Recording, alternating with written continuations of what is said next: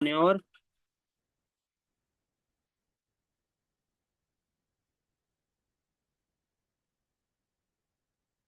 ٹھیک ہے، تو یہ بات ہو گئی کہ اسماء الافعال وہ اسما ہیں جو افعال کے معنی اپنے اندر رکھتے ہیں، لیکن افعال کی جو علامات ہیں ان کو قبول نہیں کرتے ہیں، اس وجہ سے ان کو افعال نہیں کہا جاتا ہے، انہیں اسما ہی کہا جاتا ہے، اسم کہا جاتا ہے، فعل نہیں کہا جاتا۔ اور پھر یہ ابتدان دو طرح کے ہوتے ہیں، مرتجلہ اور منقولہ۔ مرتجلہ وہ ہوتے ہیں جو شروع ہی سے اسماء افعال ہی ہوں، وہ کچھ اور نہ ہو، وہ شروع سے اسماء افعال ہی ہوں۔ اور منقولہ وہ ہوتے ہیں جو شروع سے اسماء افعال نہ ہو بلکہ حقیقت میں وہ کچھ اور ہوں، لیکن ان کو جو ہے نقل کر لیا گیا ہو اور کہیں نہ کہیں اس کو اسماء افعال میں بھی استعمال کیا جاتا ہو۔ وہ شروع میں کیا ہوتے ہیں؟ یا تو جار مجرور ہوتے ہیں، یا ظرف ہوتے ہیں، یا مصدر ہوتے ہیں۔ اچھا، پھر اسی طرح اسماء الافعال، چونکہ یہ ہے تو اسم لیکن معنی فعل کا دیتا ہے، تو فعل کا معنی تین طرح کا ہوتا ہے، ہم لوگوں نے پیچھے پڑھا تھا نا، فعل کا معنی تین طرح کا ہوتا ہے، یا تو ماضی ہوتا ہے، یا مضارع ہوتا ہے، یا امر ہوتا ہے۔ تو اسماء الافعال بھی تین ہی طرح کا مطلب بتاتا ہے، یا تو ماضی والا مطلب بتاتا ہے، یا مضارع والا مطلب بتاتا ہے، یا امر والا مطلب بتاتا ہے۔ تو یہ ہو گیا ماضی والا مطلب، جیسے ہی ہاتھا ہو گیا، اور شتانہ ہو گیا، اور اسی طرح سرعانہ ہو گیا، اور بطعانہ ہو گیا۔ تو یہ سب کا کیا معنی تھا؟ بعود جدہ، اسی طرح افطرا کا جدہ، اور سرعانہ اسرع جدہ، اور بطعانہ ابطا جدہ۔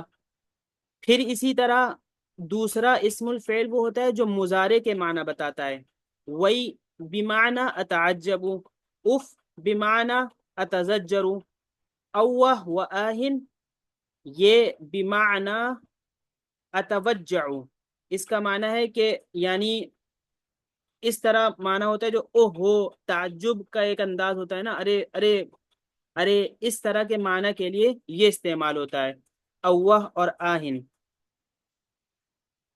اچھا، اسی طرح قط ہے، جس کے معنی ہوتے ہیں کہ بس کافی ہے۔ اسی طرح یہ فعل امر کے معنی بھی دیتا ہے یہ اسم، جیسے صح معنی اسکت، خاموش ہو جائیے، اور آمین کا معنی قبول فرما لیجئے۔ اور اسی طرح حیا حیا، بمعنی اقبل، اقبل مطلب آئیے، حیا علی الصلاح، آئیے علی الصلاح، بتائیے بھائی، حیا علی نماز الصلاح، نماز کی طرف، آئیے نماز کی طرف۔ نماز کے لیے۔ ہاں، تو حیا بمعنی اقبل۔ اسی طرح حلم، حلم اسرع احذر، حلم کا مطلب ہوتا ہے جلدی کیجئے، جلدی آئیے، تو یہ حلمہ کا معنی ہوتا ہے۔ ہاتی، اسی طرح ہاتی کا مطلب ہوتا ہے کہ آتی، عطا کیجئے، دیجئے، ٹھیک ہے، لائیے۔ اسی طرح ہوتا ہے ہی تلک، ہی تلک، ہی تلک، تو ہی تلک کا مطلب ہوتا ہے بادر، بادر کے معنی ہوتے ہیں ہی تلک کے۔ تو اس کا مطلب کیا ہوتا ہے بادر؟ کہ جلدی کیجئے، کسی کام کو جلدی کرنے کے لیے۔ اسی طرح حیا کا مطلب بھی ہوتا ہے جلدی کیجئے۔ حذاری بمعنی احذر، یعنی یہ ڈرنے کے لیے ہے، خبردار کرنے کے لیے، کسی کو ڈرانے اور خبردار کرنے کے لیے یہ حذاری آتا ہے۔ اور مہ، مہ بمعنی انکفف، مہ بمعنی انکفف، یعنی رک جائیے۔ اور اسی طرح ای مطلب کہتے ہیں، آگے بولیے، آگے بتائیے۔ تو یہ ہی کا معنی زد کلامان۔ تو دیکھیں اس طرح کے جو وہ اسماء الافعال ہیں، ان کو حفظ کرنا ضروری ہے۔ اور ہم نے بتایا تھا نا کہ ان کو حفظ کرنا ضروری کیوں ہے؟ کیونکہ یہ سارے کے سارے اسماء الافعال کیا ہیں؟ سماعی ہیں۔ اور ایک تو سماعی کا کیا مطلب ہے کہ بس یہ اہل عرب سے ایسے ہی سنے گئے ہیں اور ایسے ہی ہم بول سکتے ہیں، ہم اس میں اپنی طرف سے بنا نہیں سکتے کچھ بھی۔ اور ان کی ایک دوسری بات کیا ہے؟ واسماء الافعال تکون بحالت واحدۃ، کہ یہ سارے کے سارے اسماء الافعال کیا ہوتے ہیں؟ ایک ہی حالت میں ہوتے ہیں۔ البتہ یہ واحد کے لیے، تثنیہ کے لیے، جمع کے لیے اور مذکر کے لیے، مؤنث کے لیے، سب کے لیے یہ ایک حالت میں ہوتے ہیں. جو ہم نے ایک ایک بتایا ہے بس وہی ایک لفظ سب کے لیے کافی ہوگا، مذکر ہو مؤنث ہو، یا آپ کسی ایک سے کہہ رہے ہوں یا دو کے بارے میں کہہ رہے ہوں یا بہت سے لوگوں سے کہہ رہا ہوں، صرف ایک ایک لفظ کافی ہے. تو اس کو یاد کر لینا بہت ضروری ہے. اچھا، لیکن اگر کسی لفظ کے اخیر میں کاف آ جا رہا ہے، کاف خطاب جس کو کہتے ہیں، کاف الخطاب آ جا رہا ہے، تو اس میں ہم کیا کر سکتے ہیں بھائی کہ اس میں ہم اس کی تصریف کر سکتے ہیں. فتتصرف على حسب هذه الاحوال. هذه الاحوال کا کیا مطلب؟ یہ واحد کے لیے، تثنیہ کے لیے، جمع کے لیے، مذکر کے لیے، مؤنث کے لیے ہم گردان بنا سکتے ہیں، اس کی تصریف کر سکتے ہیں. کس طرح سے؟ علیکا اور علی کی، علیکما، علیکم، علیکن. علی کا مطلب ایک ایک کے لیے ہو گیا، اور علیکما، علیکم، علی کی، علی کا ایک مذکر کے لیے ہو گیا. ٹھیک ہے، علی کا مطلب کیا تھا بھائی؟ الزم. علی کا مطلب کل آیا تھا نا بھائی، الزم، یعنی لازم پکڑ لو، یہ کام تم کو کرنا ہے، یہ تم پر واجب ہے، سمجھ لو. تو اس طرح کے معنی کے لیے کیا آتا ہے بھائی؟ علی کا آتا ہے. تو علی کا اگر ہمارے سامنے ایک بندہ ہے تو ہم کیا کہیں گے بھائی؟ علی کا. اور اگر ایک بندی ہے کوئی تو ہم کیا کہیں گے؟ علی کی. اور اگر دو لوگ ہیں، چاہے دونوں لڑکے ہوں یا دونوں لڑکی ہوں یا ایک لڑکا ایک لڑکی ہو، تو ہم کیا کہیں گے؟ علیکما. اور اگر بہت سے مذکر ہوں تو ہم کیا کہیں گے؟ علیکم. اور اگر بہت سی مؤنث ہوں تو ہم کیا کہیں گے؟ علیکن. اچھا، اب اسی طرح آپ بنائیے الیکا سے. چلیے عاطفہ آپ بنائیے. الیکا، الیکما، الیکم.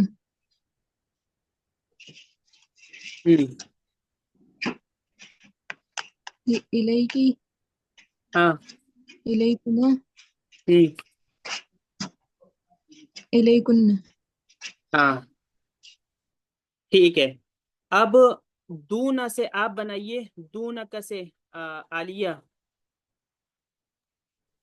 دونکا، دونکی، ہوں. دونکم، دون دونکما، دونکن. یہ اس کو دیکھیے آپ، یہ اور اس کو سامنے رکھ کے بنائیے عالیہ. دونکا، جی. دونکی، جی دونکما، ٹھیک، ماشاء اللہ، بہت اچھا. دونکم، ہاں. دونکن. ہاں، دونکی کس کے لیے ہے؟ ایک لڑکی کے لیے. اور دونکن؟ بہت سارے کے لیے.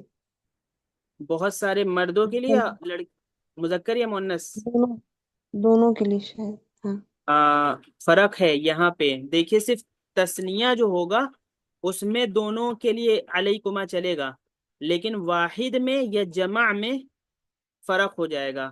علیکا للمذکر اور علیکی للمؤنث. اسی طرح علیکم للمذکر اور علیکن للمؤنث. چلیے بھائی، اب مکانک، اس سے افضل بھائی آپ بنائیے. جی، مکانک، مکانکما، مکانکم، مکانکی، مکانکما، مکانکن. ہاں، مکانکن للمذکر اور للمؤنث. مکانکن للمؤنث. ومکانک، مکانک للمذکر ٹھیک، واحد. ماشاء اللہ، ٹھیک، بہت اچھا. تو اس طرح آپ سمجھ گئے کہ کسی بھی اس کے اندر کیا نام ہے، جب کاف خطاب آ جائے گا تو اس میں ہم اس کی جو ہے تصریف کر سکتے ہیں. باقی سب میں ہمیں کیا کرنا پڑے گا؟ ایک ایک رکھنا پڑے گا. اچھا بھائی، اور کون ہے؟ عمیر، آپ بھی بنائیے. آپ بنائیے ہا کا سے بنائیے.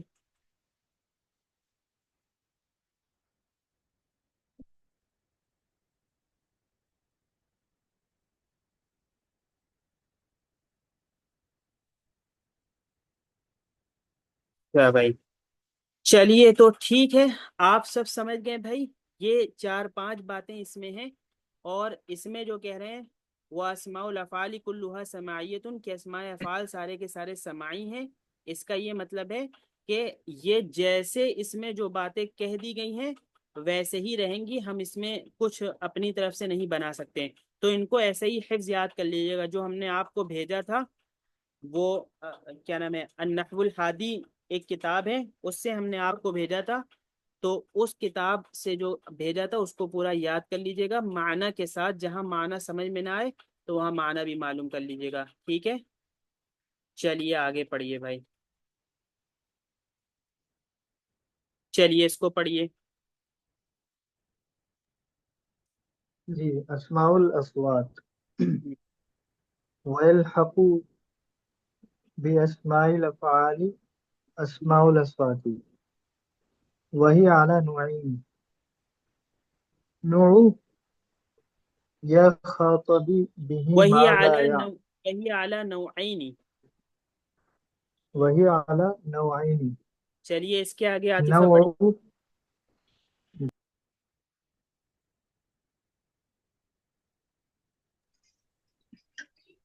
جی، وهي على نوعين: نوع يخاطب به ما لا يعقل من الحيوان كهس للغنم ہاں وحيد للجمل. چلیے اس کے آگے عالیہ پڑھیے۔ والنوع يحكي به صوت ہاں، وَنَوْعٌ يُحْكَى بِهِ صَوْتٌ کا، غا ہاں چلیے، لس كَغَاقِ لِصَوْتِ الْغُرَابِ۔ صوت الغراب والدق لصوت الحجر. جی ٹھیک، چلیے اس کے آگے عمیر پڑھیے۔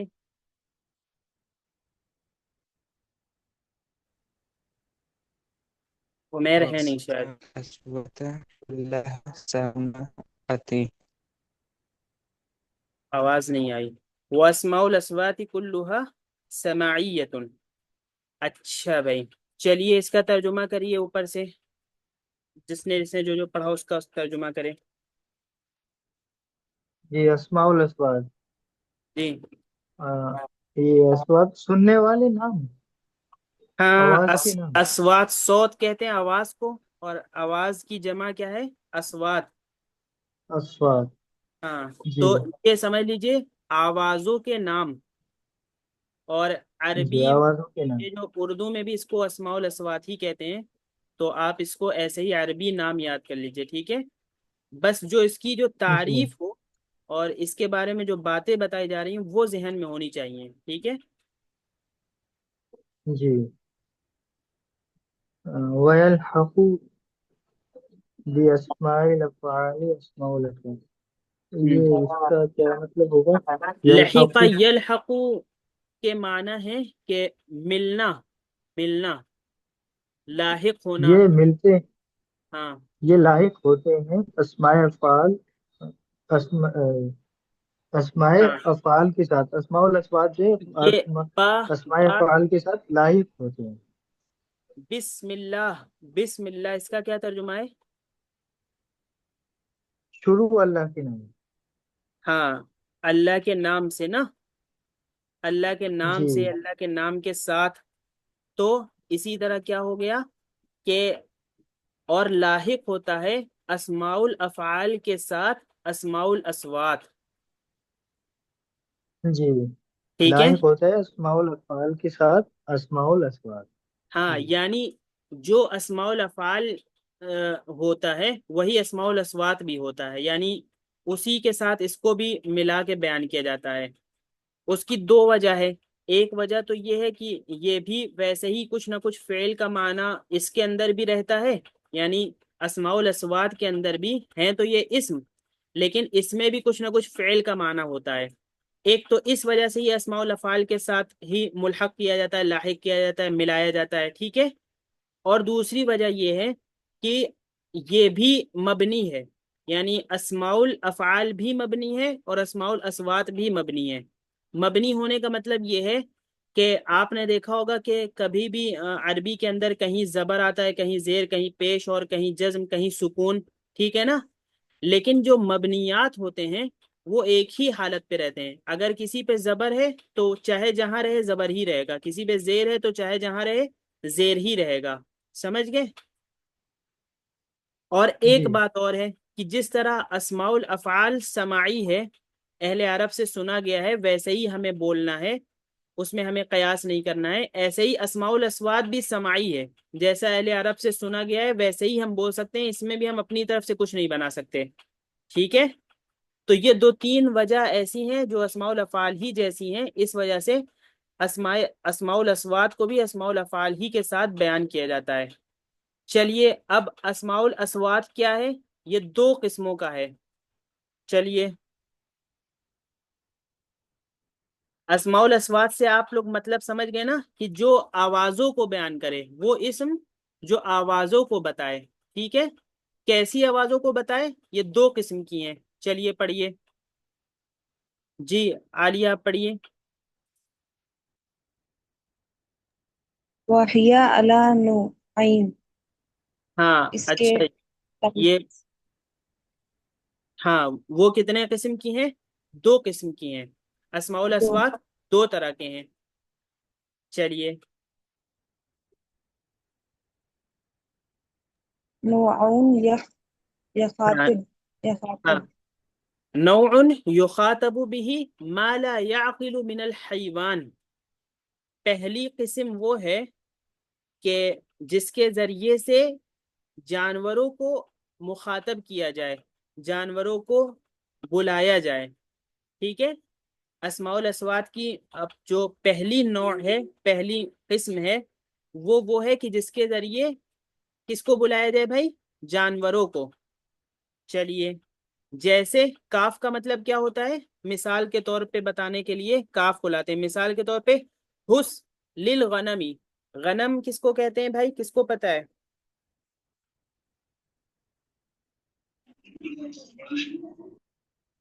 جی آواز نہیں آئی. چلیے بکری کو. اور جمل کس کو کہتے ہیں؟ اونٹ. اونٹ کو. تو پہلی قسم اسماء الاصوات کی وہ ہے کہ جس کے ذریعے سے جانوروں کو مخاطب کیا جائے، جانوروں کو بلاتے ہیں نا. تو بکری کو بلانے کے لیے عربی میں کیا کرتے ہیں؟ حس حس حس، اس طرح کیا نام ہے، بکری کو مخاطب کیا جاتا ہے. اور اونٹ کو ہید ہید ہید. تو کہیں ہید ہے، کہیں حید ہے، تو اس کو ہید اس طرح ہو سکتا ہے بولتے ہوں عرب. تو یہ ہو گیا جانوروں کو بلانے کے لیے. دوسری قسم پڑھیے عاطفہ آپ.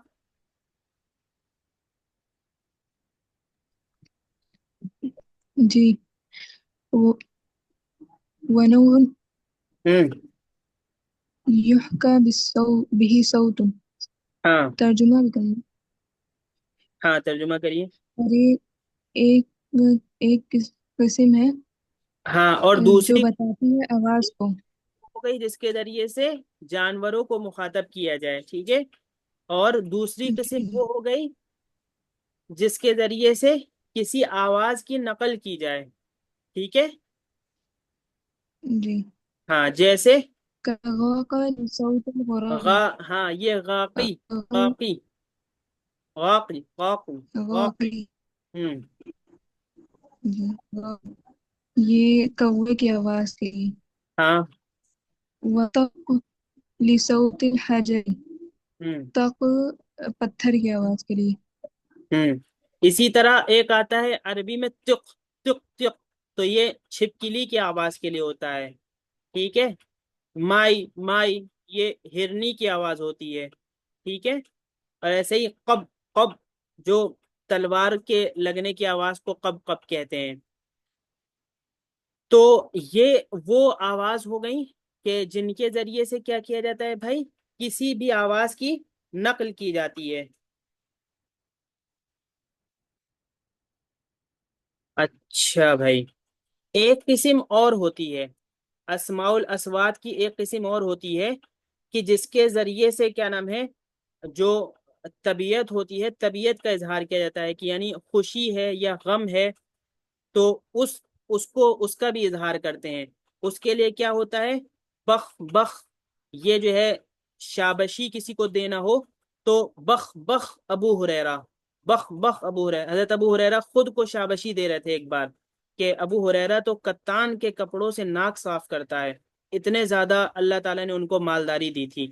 اور پہلے حالت یہ تھی کہ جب وہ علم حاصل کرتے تھے تو بہت غریب تھے، اتنے بھوکے رہتے تھے کہ لوگ یہ سمجھتے تھے بے ہوشی کی وجہ سے مرگی کا دورہ پڑ گیا. لیکن بعد میں اللہ نے اتنی مال و دولت دی کہ کہتے تھے بخ بخ ابو ہریرہ، ابو ہریرہ تو کتان کے کپڑوں سے ناک صاف کرتا ہے. تو آپ بھی علم حاصل کریے، اللہ تعالیٰ بہت نوازیں گے انشاءاللہ.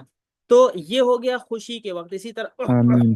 کھانسی کی آواز کے وقت، اور ایسے ہی طرح کسی میت پہ رونے کے وقت وہی وہی یہ آواز، اور بیماری کے وقت وائے وائے. تو یہ ساری آواز بھی اسماء الاصوات ہیں، اور اسماء الاصوات سارے کے سارے سماعی ہیں. تو ان کو بھی حفظ کر لیجئے گا. ٹھیک ہے بھائی؟ ٹھیک ہے، چلیے انشاءاللہ.